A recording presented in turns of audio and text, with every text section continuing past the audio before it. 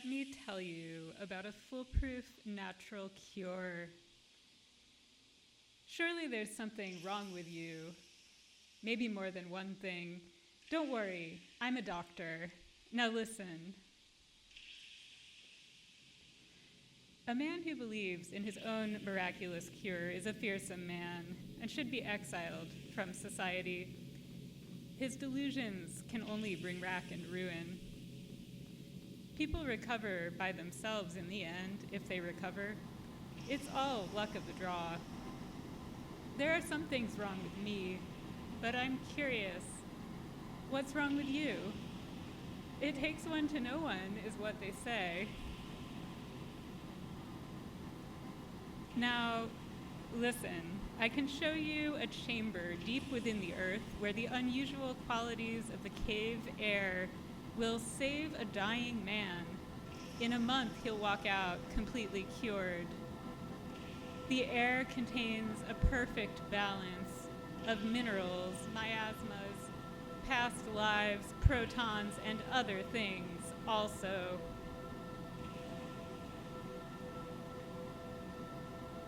A person like this is always looking for a business partner. His ideas are too far ahead of the pack. All he needs is a little capital to buy dozens of beds and move them into a remote underground cavern.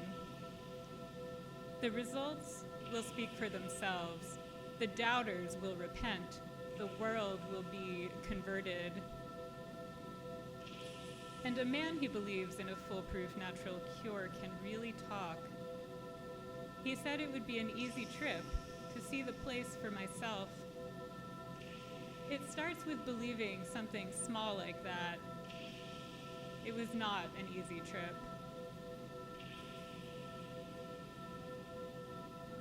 After hours climbing through thorny underbrush, we reached a spot where the earth had given way. From the hole, a wind blew that was cool and heavy, as it sometimes feels at a low spot in the road when ignorant people say they've crossed a ghost. He lit a candle and crouched down into the tunnel, and I followed. I was prepared to be cured of the disbelief that's always afflicted me. We live in a world of charlatans, yet we also live in expectation that the truth will one day be revealed, perhaps in the most unexpected place. It won't descend from the heavens with trumpets. No one up there is going to help us. He led me through limestone mazes. I would never remember the way back. I saw splendors surpassing all the beauties of the upper world. Glittering crystal cascades, endless corridors of living rock. It all opened out finally, the light expanding like a dynamite blast to fill a great soaring concavity that dangled white crystalline cobwebs down its sides. This frozen throne room of the dead genuinely exceeded any possibility I'd ever imagined at that time. My friend saw only a huge hospital ward filled with the rattle of tubercular lungs. If the beauty of the place reached him, it was only as the beauty of health, the return to life, made possible by a dark and terrible passage through the obscure chambers of God's discarded elements. Are you yourself cured by it? I asked. The candle he held burned steadily. Almost, he replied, very nearly. My deepest childhood terror was a cave, before I discovered the law of sublimation which prevails in conditions of darkness, scarcity, silence, and forgetting. You simply become vapor, become rock, waste no time on the in-betweens.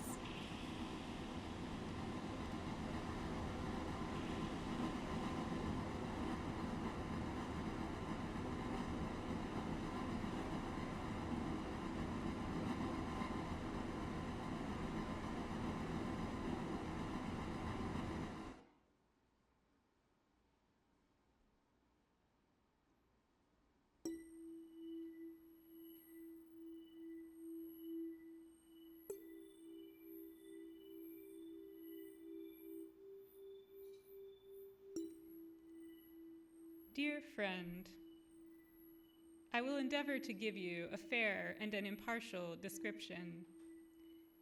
Why have I come here to die among strangers? The stranger is led to exclaim, without cause, judging of the place.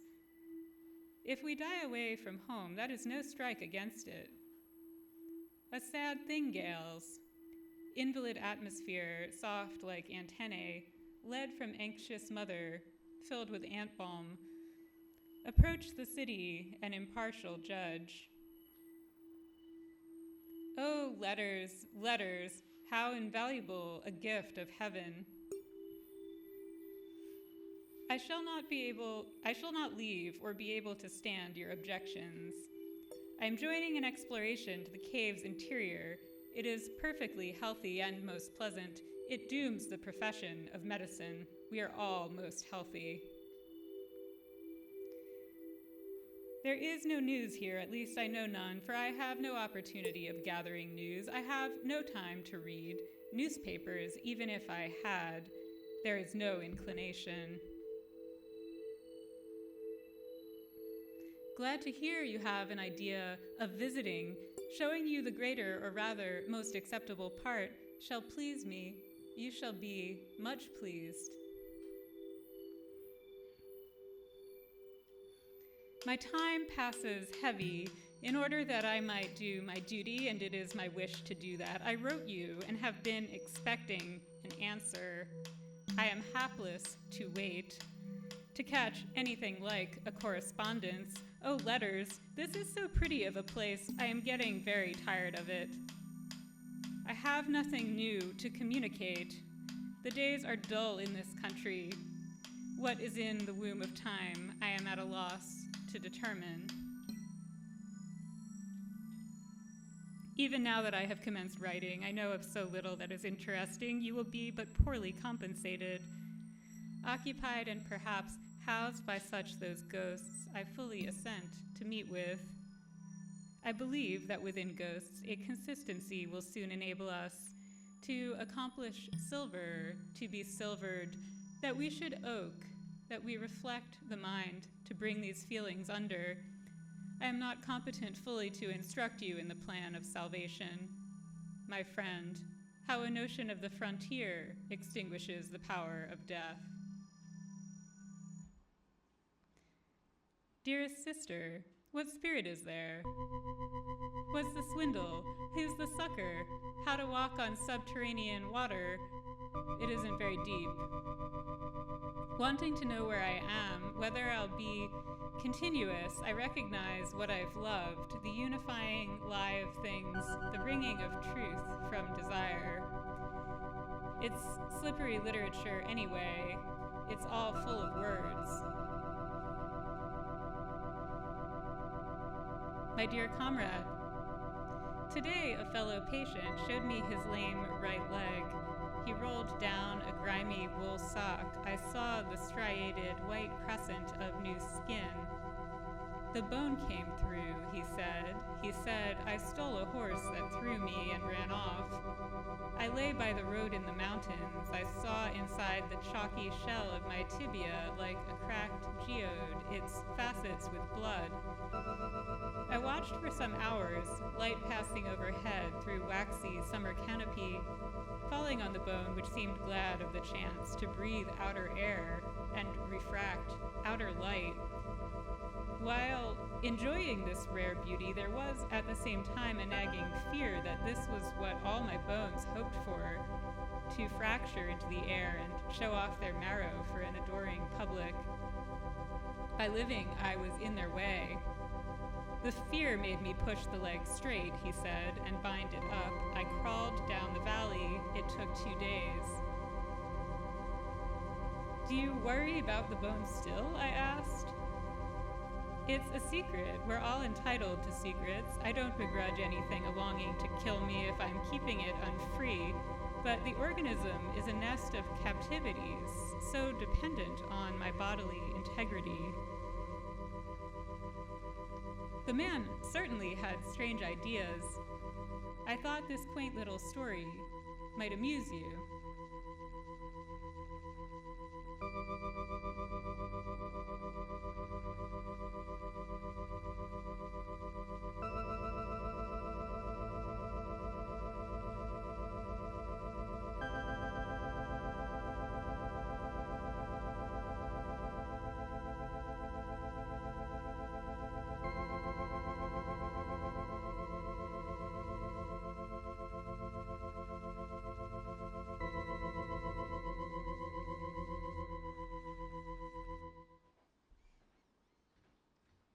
Doing business used to be a simple proposition.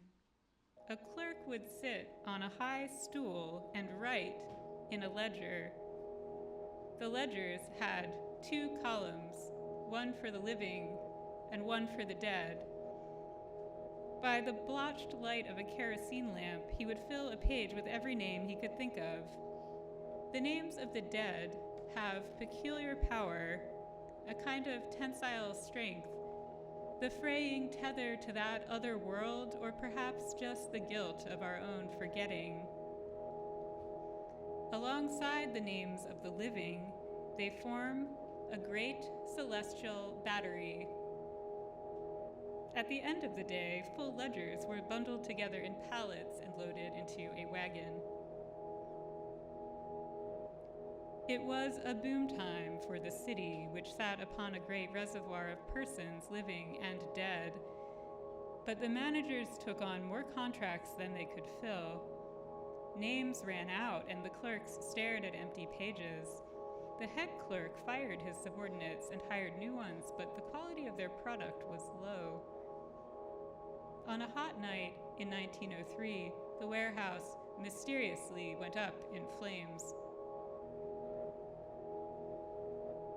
The principal investors gathered that night to entertain a new proposal for a business strategy to occupy some portion of their malignant wealth. They sat in tailored jackets around a long table, the tall windows open to a muggy swamp night. They were ready to drive a hard bargain. Sales pitch. The basic idea is that people will pay to be removed from the freedom of air and space. They'll be progressively closed in by surroundings of ever greater beauty and magnificence until they're pressed against each other. At that point, we'll have to provide some entertainment, like a dog that plays the harp or a laser light show. Everyone is having a good time. The rocks are liquefied with sweat and hallucinations. But we're not lost. Don't worry. Not lost. Not yet. Around some imperceptible grain of memory, things begin to crystallize. The pressure is transforming our thoughts. They are sparking in the absolute darkness many miles below the Earth's surface, superheating. Their molecular bonds are dissolving and reforming in a new geometric structure. Audience question, inaudible. Things are so complex. When you ask for clarity, it's extremely frustrating, as though you're asking to be patronized when I believe you very capable of comprehending simultaneous possibilities. Imagine turning over a crystal with many facets, turning it over and over forever. This is the great adventure that I am inviting you and the general public to join. When you ask for clarity, you're asking me to tell you lies. This is not a snake oil operation. The investors begin to leave the room one by one under the pretext that their phones are ringing. As an exercise in empathy, our journey towards the center of things and consequent shedding of individuation and becoming crystalline structures that luminesce eternally for an audience of fossilized micropusks and seashells cannot be overvalued. It is literally priceless. The last investor shakes his head in agitation. Finding his path to the door blocked by disarrayed chairs, he escapes out the window. It is literally priceless, but I'm here to sell it to you. But it's not really selling or buying, it's believing.